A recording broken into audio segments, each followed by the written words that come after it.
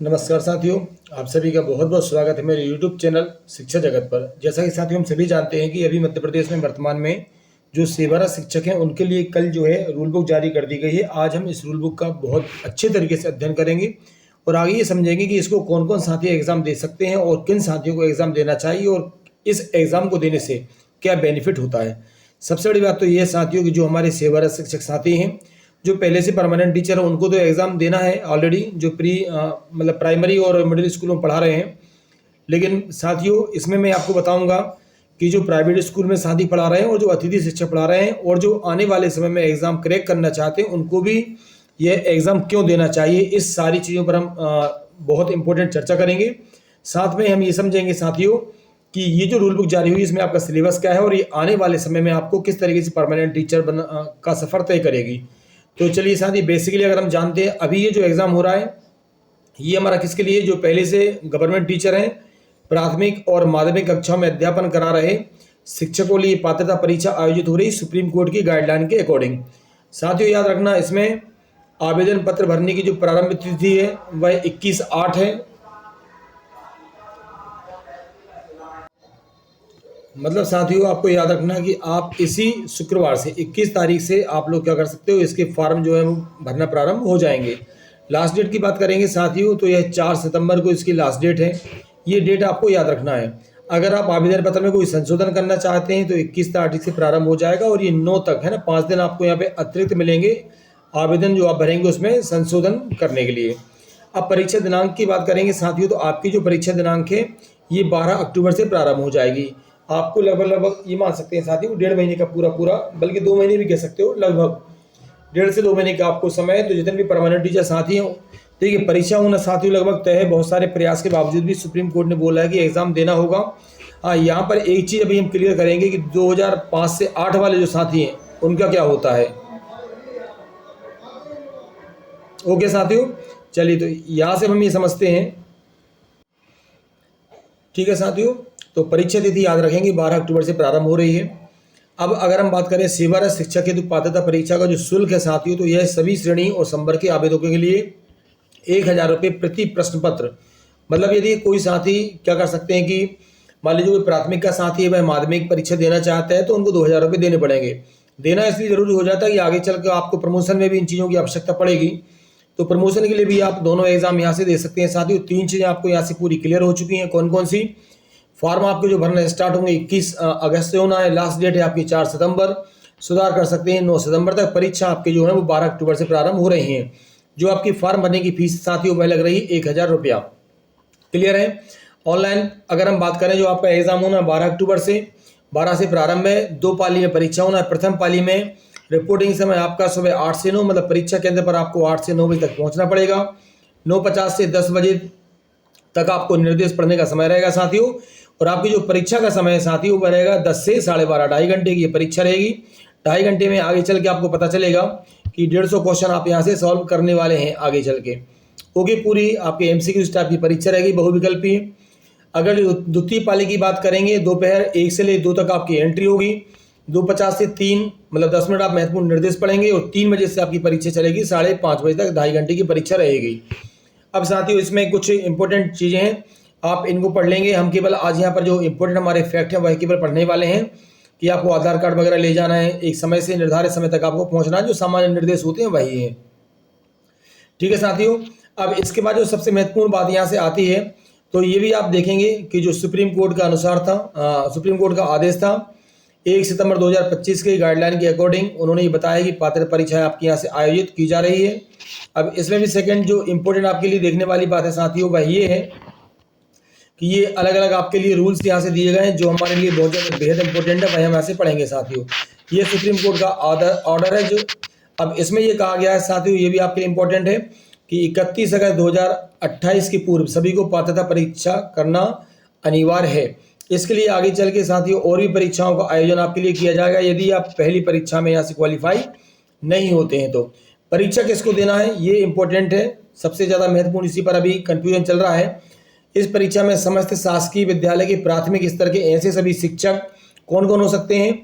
सहायक शिक्षक होंगे, प्राथमिक शिक्षक होंगे, अध्यापक होंगे, संविदा शाला शिक्षक वर्ग 3 होंगे, प्रयोगशाला सहायक ये इंपॉर्टेंट है, अभी तक इनका कन्फ्यूजन बना हुआ था। तो याद रखेंगे प्रयोगशाला सहायक को भी परीक्षा देना अनिवार्य है। प्राथमिक शिक्षक जो कि विज्ञान से हैं उनको भी परीक्षा देना है, सहायक शिक्षक विज्ञान से उनको भी एग्जाम देना है।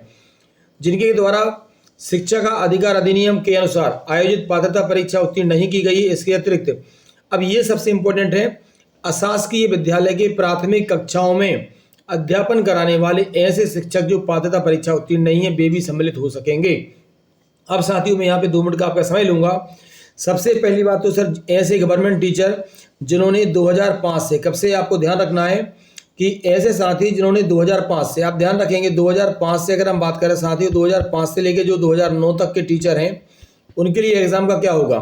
तो देखिए मध्य प्रदेश सरकार अभी सुप्रीम कोर्ट में गई है और ये बोला कि इनको पात्रता परीक्षा से छूट प्रदान की जाए, लेकिन साथियों अभी उस पर फाइनल डिसीजन हमारा नहीं आया है। तो अभी आप ये मान के चलिए 2009 तक के ऐसे सभी साथी, जब तक सुप्रीम कोर्ट का डिसीजन नहीं आता आपको अभी एग्जाम देना है और आपको एग्जाम की तैयारी प्रारंभ कर देना चाहिए।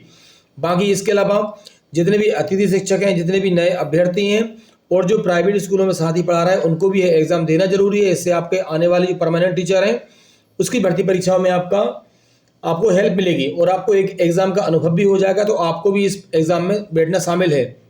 बाकी जो गवर्नमेंट टीचर हैं जो 2005 से 9 तक के हैं उन्हें भी इस एग्जाम में अभी के अनुसार शामिल होना है। यदि इस बीच में आपका आदेश आ जाता है तो फिर आपको ये परीक्षा नहीं देनी है, लेकिन अभी के अनुसार आपको ये एग्जाम देना है। अब यहाँ से आपको ध्यान रखना है कि ये जो एग्जाम है साथियों, आप केवल इस परीक्षा से ही जो नियमित परीक्षा है भविष्य में शासकीय शिक्षक के पद पर सीधी भर्ती नियुक्ति के लिए मान्य इस एग्जाम को नहीं किया जाएगा। अगर हम बात करें क्वालिफाइंग मार्क्स आपको कितने चाहिए, तो जो अनुसूचित जाति मतलब SC ST OBC और EWS वाले कैंडिडेट हैं उनको 50% चाहिए। मतलब साथियों आपका 150 का पेपर है तो आपको यहाँ से चाहिए केवल 75 नंबर, जबकि जो UR रहेंगे उनको चाहिए, जनरल वालों को यहाँ से 60%, मतलब उनको चाहिए होंगे क्वालिफाई करने के लिए 90 नंबर। तो ये आपकी परीक्षा की योजना है साथियों। कुछ और इम्पोर्टेंट आपके लिए जो चीज़ें हैं, अगर जो प्राथमिक शिक्षक है साथियों बेहद उनके लिए इम्पोर्टेंट ये और आप देख लें। अब यहाँ से आप देखेंगे परीक्षा योजना क्या रहेगी। पात्रता परीक्षा हेतु 150 अंकों का आपका प्रश्न पत्र होना, कितने का 150 अंकों का। परीक्षा की अवधि 2.5 घंटे रहेगी, ऋणात्मक मूल्यांकन नहीं होगा, ये इंपॉर्टेंट पॉइंट है। नेगेटिव मार्किंग नहीं होना है। हर प्रश्न का 1 अंक आपको यहाँ से मिलेगा। बहुविकल्पीय जिसे हम MCQs बोलते हैं, आपकी परीक्षा होगी 4 विकल्प होंगे, एक आपको टिक करना होगा। और ये सिलेबस सबसे इंपॉर्टेंट है साथियों वर्ग 3 के। तो अगर मान लीजिए जो फ्रेशर्स नए अभ्यर्थी हैं भाई इस वीडियो को देख रहे हैं तो उनके लिए मैं बता दूं कि आने वाले 2027 में आपका जो एग्जाम होना भाई इसी पैटर्न पे होगा। 150 आपके क्वेश्चन आने वाले हैं। बाल विकास शिक्षा शास्त्र की बात करेंगे 30 नंबर का आपका रहेगा। भाषा जो आपकी पहली हिंदी होती है 30 नंबर की रहेगी। भाषा 2, यहाँ से आप चयन कर सकते हैं कि संस्कृत ले रहे हैं या इंग्लिश, ये भी आपकी 30 नंबर की रहने वाली है। गणित आपका 30 नंबर का रहेगा। पर्यावरण आपका 30 नंबर का रहेगा। इस प्रकार कुल 150 का आपका प्रश्न पत्र रहेगा। क्लियर हुआ साथियों आपको। तो ये भी आपको ध्यान रखना है और इसी सिलेबस के अनुसार आप अपनी तैयारी को स्टार्ट कर दीजिए। बाकी जैसा कि आपको मैंने अभी बताया था ये भी आप देख लें। भाषा 1 जो है भाई आपकी हिंदी रहेगी, है ना। बाकी भाषा 2 में भाषा 1 से पृथक होगी। आवेदक आवेदन पत्र में हिंदी, इंग्लिश, संस्कृत और उर्दू में से एक कोई सी भाषा चुन सकेंगे आप लोग। तो यदि आपको लगता है कि आपकी इंग्लिश अच्छी है तो इंग्लिश लें सेकंड भाषा में, और यदि आपको लगता है हिंदी तो आप लोग हिंदी ले सकते हैं। बाकी जो साथी उर्दू वाले हैं वह उर्दू भी यहाँ से चयन कर सकते हैं। ठीक है साथियों। अब अगर बात करें विस्तृत हम इस सिलेबस की, तो साथियों ये जो विस्तृत सिलेबस है जिसमें कि बाल विकास और आपका पेडागोजी है, अलग से वीडियो बनाऊंगा शाम को जिसमें कि आपको सिलेबस पूरा समझाया जाएगा। सिलेबस समझना बहुत इंपॉर्टेंट है साथियों। बाकी जो पहले सिलेबस हमने आपको बता दिया था सिलेबस आपका वही है पूरा, लेकिन इंपॉर्टेंट है साथियों। तो ये आपने देखा ये सिलेबस किसके लिए साथियों, तो ये प्राथमिक स्तर के लिए सिलेबस है। और आने वाले समय में 2027 में जो परमानेंट टीचर की भर्ती होगी, मतलब जो फ्रेशर्स के लिए एग्जाम होगा साथियों, उनके लिए भी यही सिलेबस रहने वाला है। अभी यहाँ से हम आते हैं माध्यमिक शिक्षक के लिए। यही आप देख पा रहे हैं साथियों, तो सुप्रीम कोर्ट की गाइडलाइन है। बाकी आप देख पा रहे हैं 50 और 60% आपको क्वालिफाई होने के लिए चाहिए। अब ये सबसे इंपॉर्टेंट है साथियों, हम स्कोर समझ लेते हैं जो हमारे वर्ग 2 का है, माध्यमिक शिक्षक लेवल का है। जो आप देखेंगे प्रत्येक प्रश्न 1 अंक का होगा। यहाँ से भी नेगेटिव मार्किंग नहीं होना है मिडिल स्कूल में। प्रश्न पत्र के 2 भाग होंगे, पहला भाग आ और भाग बा। भाग आ जो है साथियों वह सभी के लिए अनिवार्य है, लेकिन भाग बा जो है आपका जो विषय है आपको वह विषय का एग्जाम देना है। देखेंगे किस प्रकार होगा। तो भाग आ जो है साथियों, पहला जो कि सभी के लिए कंपलसरी है, इसमें 4 आपके भाग रहेंगे।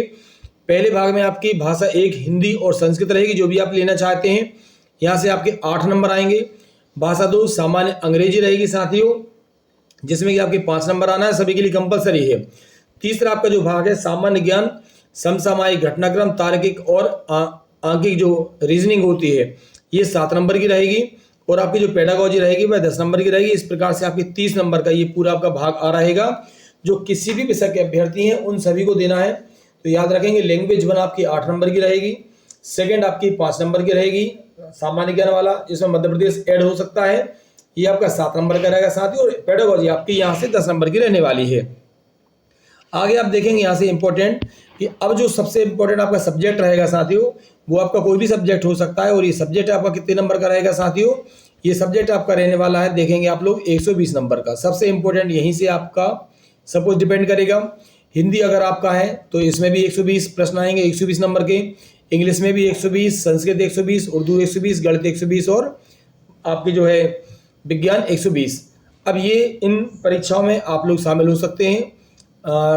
ठीक है साथियों, अब आपकी जो भी यहाँ से परीक्षा हो उसके अकॉर्डिंग आप यहाँ से एग्जाम देंगे। तो ये आपका पूरा परीक्षा की योजना रहेगी साथियों। इसका सिलेबस भी आपका दिया हुआ है। और आप सामाजिक विज्ञान के हैं तो सामाजिक विज्ञान से भी आप एग्जाम दे सकते हैं। ठीक है, अगर हम इसके लेवल की बात करें तो इनका जो कठिनाई का स्तर है हायर सेकेंडरी लेवल का रहेगा। ठीक है, प्रश्न पत्र के भाग जो बा है आपका, यह स्नातक स्तर के समकक्ष होगा। इस प्रश्न पत्र में मध्य प्रदेश राज्य के कक्षा 9वीं और 10वीं का जो प्रचलित पाठ्यक्रम है उसके आधारित होंगे, लेकिन इनका जो कठिनाई स्तर है वह स्नातक स्तर का होगा। प्रश्न पत्र की अवधारणा, समस्या समाधान, पेडागोजी की समझ पर आधारित रहने वाले हैं। अब साथियों, इसका जो विस्तृत सिलेबस दिया हुआ है, हम शाम को ये पूरा सिलेबस आपको डबल से पढ़ाएंगे, कैसे कैसे क्वेश्चन आएंगे। और 20 तारीख से साथियों मेरी भी क्लासेस स्टार्ट कर रहा हूँ मैं। इसमें आपको ज़्यादा से ज़्यादा सब्जेक्ट पढ़ाए जाएंगे, उसकी पूरी योजना जो है मैं आपको बताऊंगा। तो आज आपके लिए केवल इतना ही साथियों। बाकी आप इसका हार्ड कॉपी में सिलेबस को निकाल के रखिए, इसको बहुत अच्छे तरीके से साथियों आप इसकी स्टडी को स्टार्ट कर दीजिए। शाम को हम जो वीडियो लाएंगे उसमें आपके लिए सभी के लिए अलग अलग हम सिलेबस को डिस्क्राइब करेंगे और सिलेबस पे चर्चा करेंगे। तो अभी साथियों आप लोग अच्छे तरीके से तैयारी में लग जाइए, कोई अगर और मगर का सवाल नहीं उठता है यहाँ पर। बाकी जितने भी हमारे साथी हैं जो नए अभ्यर्थी हैं वह भी इस एग्जाम को जरूर दें, ताकि आपकी तैयारी और मजबूत स्थिति में पहुंच सके। जो अतिथि शिक्षक साथी हैं वह भी अनिवार्य रूप से इस एग्जाम को दें। हो सकता है कि ऐसे अतिथि जो टीईटी क्वालिफाई नहीं है वह इस टीईटी को मान्य कर लिया जाए और आगे आपके अतिथि शिक्षक के रूप में लगातार सेवाएं बनी रह सकती हैं। इस संबंध में यदि आपका और भी कोई क्वेश्चन है तो आप लोग मुझे कमेंट्स बॉक्स में मैसेज कर सकते हैं। आप सभी का बहुत बहुत धन्यवाद। Thank you so much.